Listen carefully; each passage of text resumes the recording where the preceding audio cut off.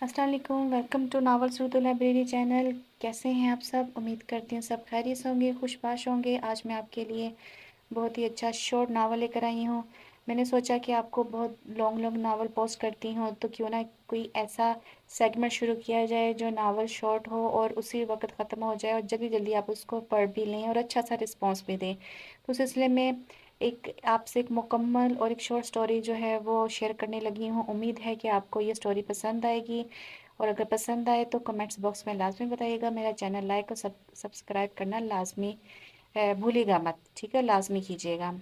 तो चलें फिर इसको शुरू करते हैं। इसका नावल का नाम है, शॉर्ट नावल का नाम है दर्द का रिश्ता।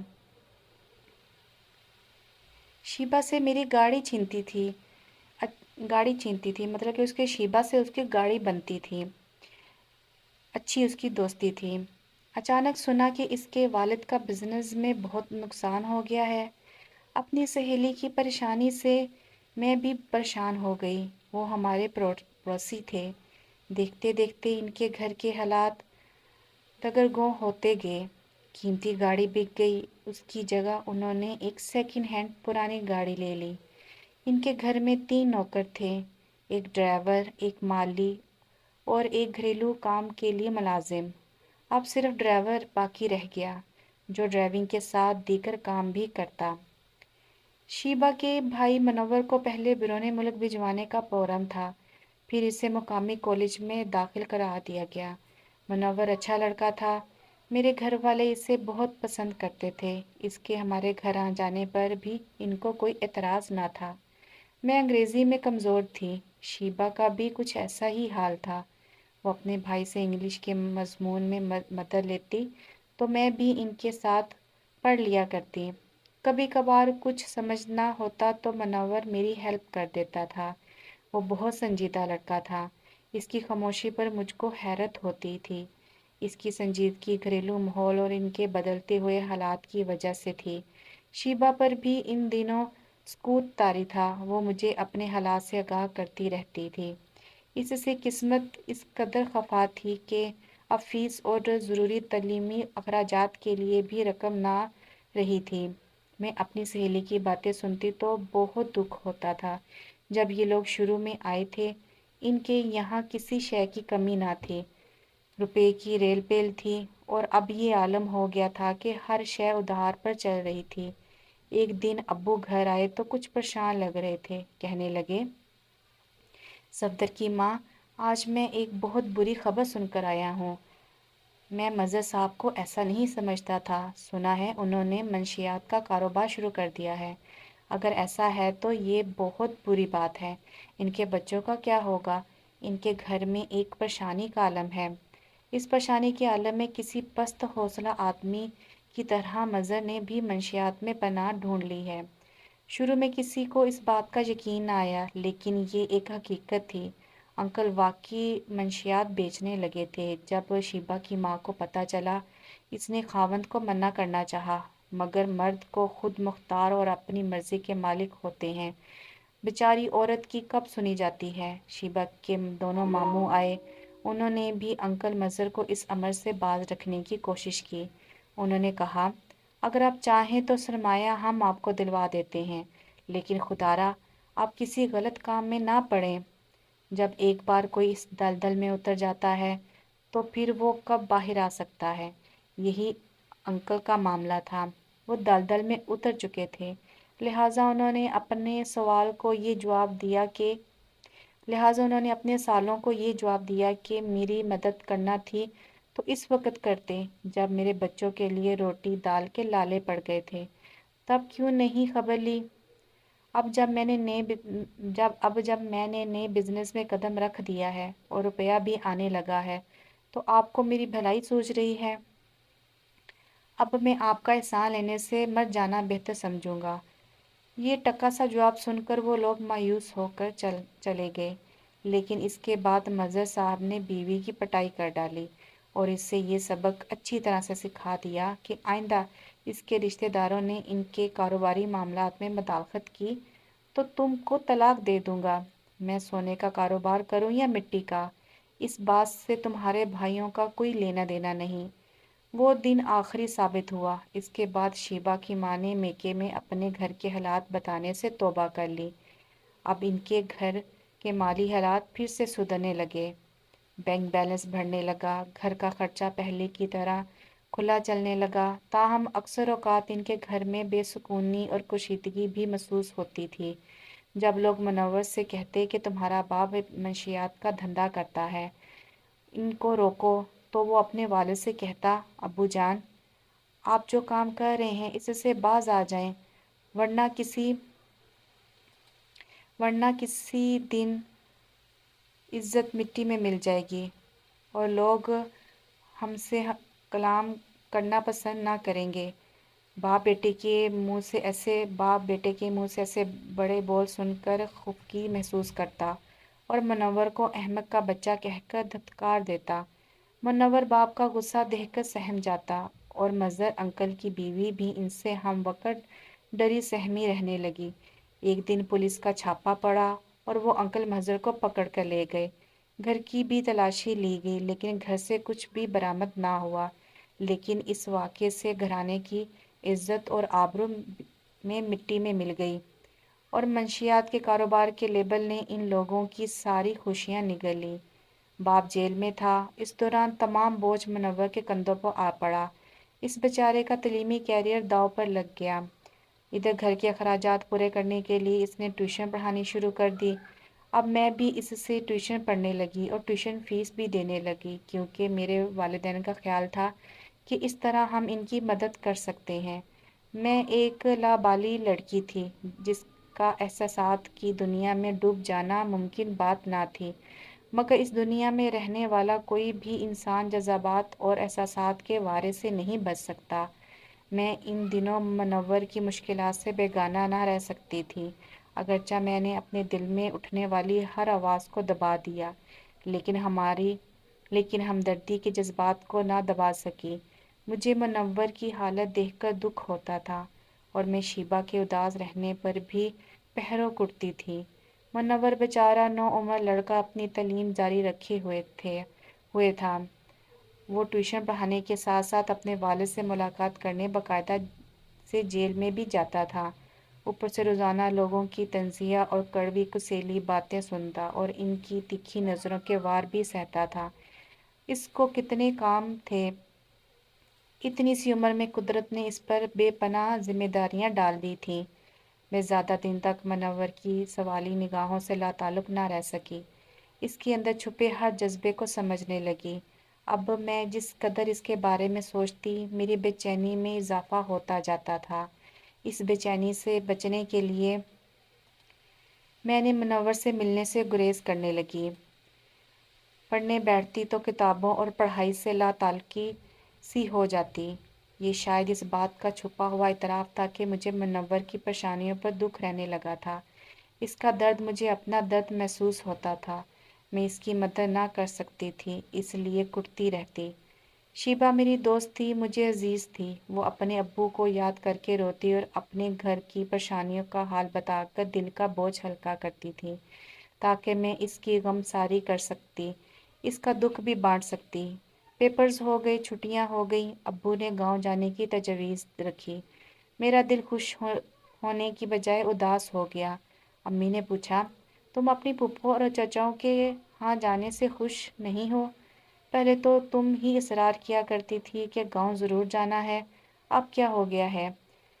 میں چلی جاؤں گی تو شیبا بہت اداس ہو جائے گی امی جان، پہلے ہی وہ اپنے والد کے لیے بہت پریشان رہتی ہے۔ ان کے گھر کے حالات دیکھیے، ایک میں ہی ہوں جو اسے ڈھارس دیتی ہوں۔ میرے جانے سے تو وہ رو رو کے مر جائے گی۔ یہ تو کوئی مسئلہ نہیں ہے، میں اس کی ماں سے بات کرتی ہوں، ہم اس کو بھی ساتھ لے جاتے ہیں، اس کا جی بہل جائے گا۔ ماں نے شیبا کی امی سے بات کی، انہوں نے اجازت دے دی۔ اس بات سے میں اتنی خوش ہوئی کہ کیا بتاؤں۔ میں نے جلدی سے تیاری باندھی، مجھے شیبا کے ساتھ رہنے کی عادت سی ہو گئی تھی۔ خوشی خوشی ہم گاؤں پہنچے۔ شیبا بھی ماحول تبدیل ہونے کے باعث کچھ دیر کو اپنے دکھ بھول کر مسکرانے لگی۔ گاؤں میں پہلا دن تھا۔ پہلا دن بہت پرجوش اور خوشیوں بھرا گزرا۔ سبھی ملنے آ رہے تھے۔ اچانک پھر اگلے دن مجھ پر اداسی کا دورہ پڑ گیا۔ جیسے میری ذات کا کوئی حصہ گم ہو گیا ہو۔ میں اپنی اس کیفیت کی وجہ نہیں جان سکی، لیکن شام تک اداسی گہری ہوتی گئی، جیسے میرے دل کی بوٹیاں کوئی خونخوار پرندہ نوچ رہا ہو۔ اتنے بھرے پرے گھر میں بھی میں شدت سے تنہائی محسوس کر رہی تھی۔ جانے کیوں میں نے اپنی اس کیفیت کا ذکر شیبا سے کیا کہ میرا دل نہیں لگ رہا، جانے کس بات کی کمی ہے۔ تب اس نے مجھے معنی خیز نظروں سے دیکھا اور بولی، کہیں منور بھائی کی پریشانی تو نہیں؟ میں نے کہا نہیں تو۔ تبھی وہ خاموش ہو گئی۔ میری پھپھو کا بیٹا ندیم بہت ہنسمکھ تھا، اس کی میرے ساتھ خوب بنتی تھی۔ شیبا ساتھ بیٹھی ہوتی تو ندیم بات مجھ سے کرتا، لیکن اس کا مرکز گفتگو شیبا ہوتی تھی۔ میں سمجھتی تھی، لیکن اپنی سہیلی کے احترام میں چپ رہتی تھی۔ البتہ اکیلے میں اپنے کزن کے کان ضرور کھینچتی کہ تم کس وجہ سے میری سہیلی کو مرغوب کرنے کی کوشش کرتے ہو۔ ایک دن ندیم نے ہاتھ باندھ کر کہا، میری پیاری کزن، میں تمہاری دوست سے شادی کرنا چاہتا ہوں۔ تم میری چاہت کی سفیر بن جاؤ، اپنی سہیلی کی مرضی معلوم کرو اور اس کی والدہ سے بات کرو، نہیں تو اپنی امی سے کہو کہ اس رشتے میں مدد کریں۔ تم خود کہہ دو، پاگل لڑکی اگر خود کہہ سکتا تو تمہاری منت کیوں کرتا؟ مجھے مومانی جان سے لحاظ آتا ہے، میرے دل کی بات تم ان تک پہنچاؤ گی؟ کیا تم سنجیدہ ہو ندیم؟ ہاں بھئی، کیا اتنا بڑا انجینئر تم سے جھوٹ بولے گا، وہ بھی ایسے اہم معاملے میں؟ اچھا ٹھیک ہے، میں بات کروں گی، بے فکر رہو۔ اگر ندیم شیبا کو اپنا لے تو میری سہیلی کے دن بدل جائیں گے، وہ فاقوں کے حالات سے نکل کر ایک دولت مند گھرانے کی بہو بن جائے گی، خوشیاں اس کا مقدر بن سکتی ہیں، اور پھر ندیم بھی اپنے سسر کی رہائی میں مددگار ثابت ہو سکتا ہے۔ کیوں نہ میں کوشش کروں اپنی سہیلی کو افسردگی کے سمندر میں سے نکالنے کے لیے؟ میں نے پہلے شیبا سے پوچھا، اس نے کہا ندیم اچھا لڑکا ہے، اس نے ہاں کہہ دی تو مجھے اعتراض نہ ہوگا۔ اس نے کہا ندیم اچھا لڑکا ہے، اگر اس نے ہاں کہہ دی تو مجھے اعتراض نہ ہوگا۔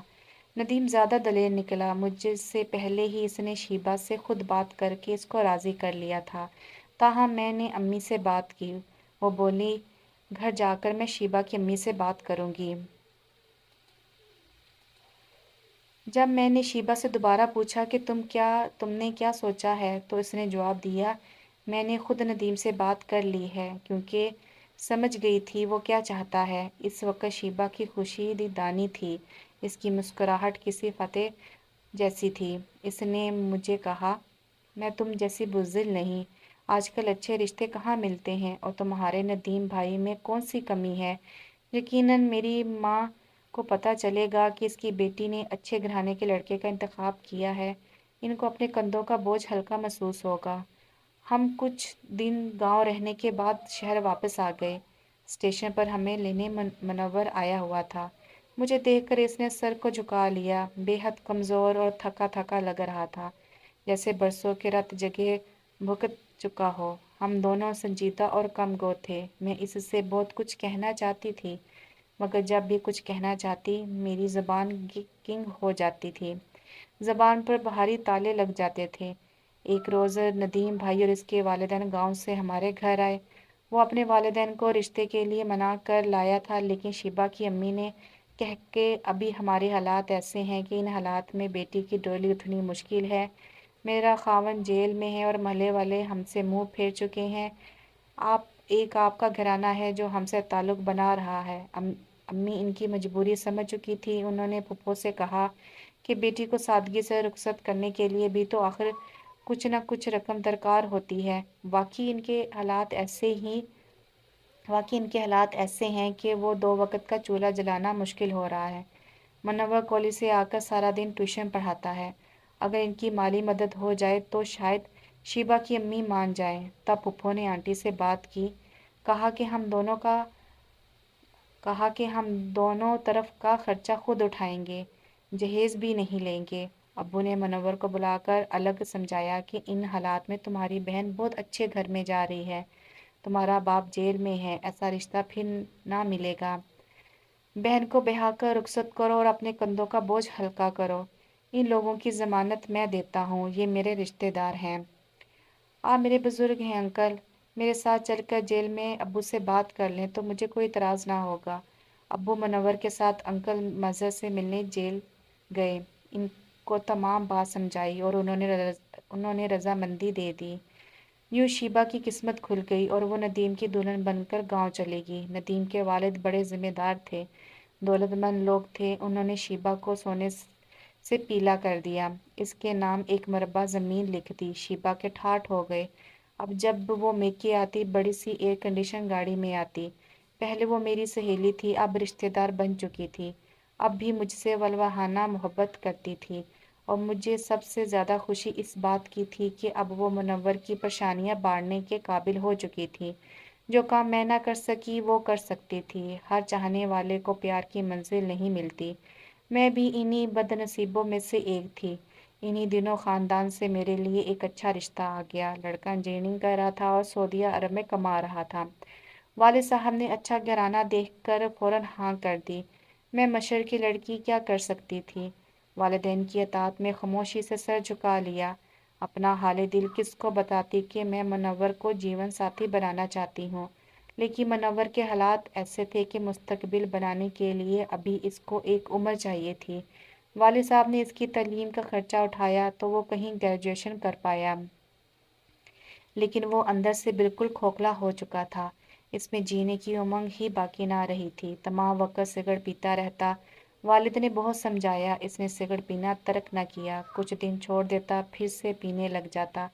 اچانک انہونی ہوئی کہ میری منگنی کے بعد اچانک ایک دن منور کی والدہ آئی اور انہوں نے منور کے لیے میرے رشتے کی بات کی۔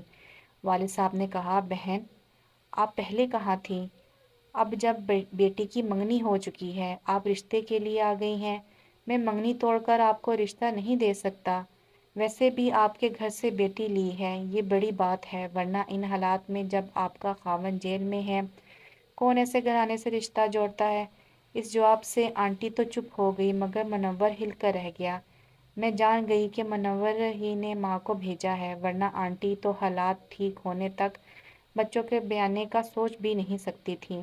اس کے بعد وہ بیمار پڑ گیا، اسے ہسپتال داخل ہونا پڑا اور حالت مخدوش ہو گئی۔ شیبہ بھائی کی تیمارداری کو گاؤں سے پہنچی، لیکن وہ مجھ سے اور ہمارے گھرانے سے ناراض اور بدظن تھی کہ والد نے میرا رشتہ دینے سے منع کر دیا تھا۔ اگرچہ دوسری وجہ یہ بھی تھی کہ منور حالات سے لڑتے لڑتے تھک گیا تھا اور اب اس میں دم ہی باقی نہ رہا تھا مزید صدمات سہنے کا۔ اس کی زندگی میں نہ تو روشنی کی کوئی کرن باقی رہ گئی تھی۔ مجھ کو جلد ہی میرے منگیتر کے ساتھ شادی کے بندھن میں جکڑ دیا گیا۔ سلیم اچھے انسان تھے لیکن مجھ کو مسلسل منور کا خیال ستاتا رہتا تھا، اس وجہ سے بھی کہ وہ مسلسل بیمار تھا اور ہسپتال میں پڑا ہوا تھا۔ تاہم میں اب شادی شدہ تھی، مجھے اپنے خاوند کو قبول کرنا ہی تھا، یہی میرا مقدر تھا، اور میں اتنی بہادر اور بے دھڑک لڑکی بھی نہیں تھی، اپنے باپ کی لاج رکھنے پر مجبور تھی۔ انہوں نے مجھے بہت پیار سے پالا پوسا تھا، میں ان کی عزت پر بٹا نہیں لگا سکتی تھی۔ اپنے گھر والوں کی عزت کے لیے میں نے اپنے دل کا خون کیا تھا۔ 8 دن کے اندر اندر میری شادی کر دی گئی۔ شادی کے 2 ماہ بعد میری ملاقات اچانک بازار میں منور سے ہو گئی۔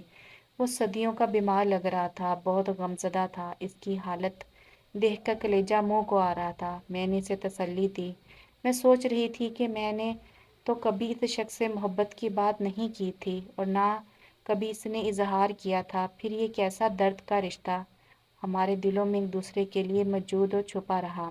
جو کچھ تھا وہ ہمارے دلوں میں تھا، وہ مجھ کو نہ پا کر دکھی تھا اور میں گھر بسا کر بھی سکھی نہ تھی۔ وہ مجھ سے دوبارہ ملنے کا وعدہ چاہتا تھا۔ میں نے اسے سمجھایا کہ اب ہمارا ملنا اذیت کو بڑھا دے گا، اس لیے اب ہمارے راستے جدا ہی رہیں تو اس میں عافیت ہے۔ وہ رو رہا تھا اور میں اسے روتا چھوڑ کر چلی آئی۔ گھر آ کر میں نے سلیم سے کہا کہ مجھے پاکستان میں نہیں رہنا، وہ مجھے سعودیہ عربیہ لے گئے۔ یوں میں اپنے شہر سے اتنی دور آ گئی کہ جہاں میرے قدموں کے بہک جانے کا امکان ہی نہ رہا۔ خدا کا شکر کہ میں ثابت قدم رہی اور میں نے اپنا گھر اپنے بچے تباہی سے بچا لیے۔ البتہ افسوس ہوا جب سنا کہ انکل مظہر جیل میں چل بسے۔ इसके बाद मनव्वर भी संभल न सका और एक दिन मजदूरी करते करते एक ज़ेर तमीर इमारत से गिरकर दम तोड़ गया। तो कैसी लगी आपको ये वाली कहानी, स्टोरी, नावल? शॉर्ट था, बहुत ही ज़बरदस्त था। इसी तरह के छोटे-छोटे मोरल और बहुत ही अच्छे जो नावल्स हैं जो हमें एक अच्छा सबक देते हैं, मैं आपकी खिदमत में अब लेकर आया करूँगी। और दूसरे नावल भी जो है वो लॉन्ग, वो भी साथ-साथ चलते रहेंगे। उम्मीद है कि आप इसको भी पढ़ेंगे और अच्छा सा रिस्पॉन्स देंगे। अब नेक्स्ट नावल के लिए मुझे इजाज़त दीजिए। अपना ढेर सारा ख़्याल रखिएगा। अल्लाह हाफ़िज़।